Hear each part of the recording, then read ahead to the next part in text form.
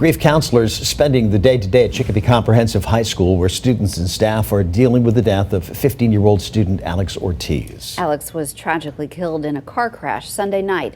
Western Mass News reporter Sarah Grinelli joins us in Chicopee with how the community is coping with such a horrible loss. Sarah?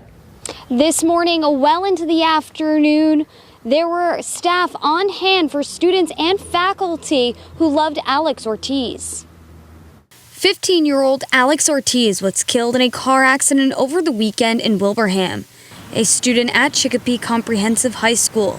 Now his friends and fellow students are left to grieve. So being in the summer, without having that typical structure, it's really important to see what the typical structure was going to be. Maybe it was camps for the summer or family vacations, or even just checking in, family check-ins every day. People who knew Alex described him as an athlete with a vibrant personality.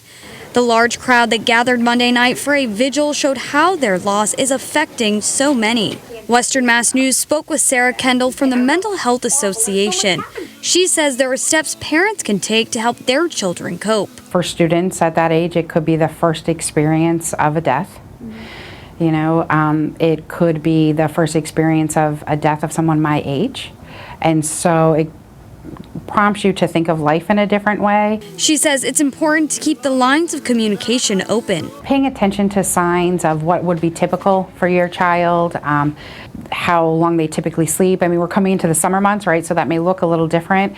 How well they're engaging with their friends, their peers, things that they typically are involved in, sports, fun, leisure activities. Are they still doing those things? And since the school is out for summer, there are a number of resources parents can turn to. There are a host of behavioral health providers. Starting with a pediatrician, I think sometimes feels the safest. A lot of pediatricians' offices do have connections to behavioral health providers, social workers, counselors that they'd be able to connect them to. Grief counselors will be back on hand tomorrow morning at 7 a.m. till 2 p.m. and at 6, how first responders are handling the tragic crash. In Chicopee, Sarah Grinelli, Western Mass News.